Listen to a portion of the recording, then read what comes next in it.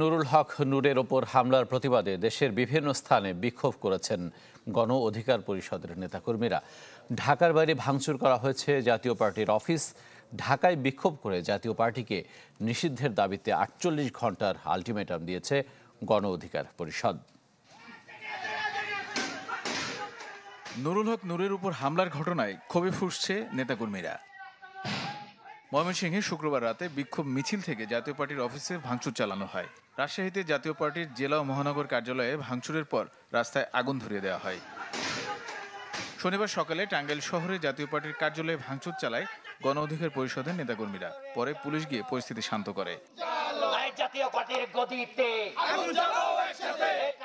ঢাকার উত্তরায় জাতীয় পার্টির এক অংশের চেয়ারম্যান GM কাদেরের বাসার সামনে বিক্ষোভ করে জুলাই রেভলিউশনারি অ্যালায়েন্স নামের একটি সংগঠন।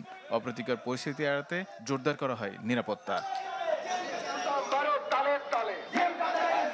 নতুন বাংলাদেশ গড়তে এলো জুলফিকার স্টিল। জুলফিকার স্টিল, ইস্পাত দৃঢ় অঙ্গীকার। কাকরাইলে দলীয় কার্যালয়ের সামনে বিক্ষোভ সমাবেশ করেছে গণ অধিকার পরিষদ। এ সময় সাধারণ সম্পাদক রাশেদ খান জাতীয় পার্টিকে নিষিদ্ধ সহ ৩ দফা দাবি জানান। আমরা স্পষ্ট তথ্য পেয়েছি, ডিজিএফআই আবারও জাতীয় পার্টিকে বিরোধী দল বানানোর একটি চক্রান্ত করছে।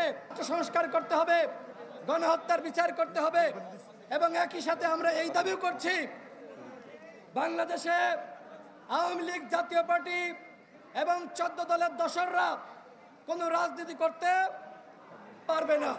হামলা করেছে। রাজশাহী বিশ্ববিদ্যালয়ের সামনে বিক্ষোভ হয়েছে। এ সময় অবরোধ করা হয় ঢাকা রাজশাহী মহাসড়ক। চট্টগ্রামে কলেজ গেট এলাকায় বিক্ষোভ করেন গণ অধিকার পরিষদের নেতাকর্মীরা। বিক্ষোভ কর্মসূচি হয়েছে সিরাজগঞ্জেও। যমুনা সেতুর পশ্চিম গোলচত্বর এলাকায় বিক্ষোভ করেন গণ অধিকার পরিষদের নেতাকর্মীরা। এছাড়া রংপুর, বগুড়া সহ বিভিন্ন স্থানে বিক্ষোভ কর্মসূচি ও মশাল মিছিল হয়েছে। তানিম রহমান, চ্যানেল 24।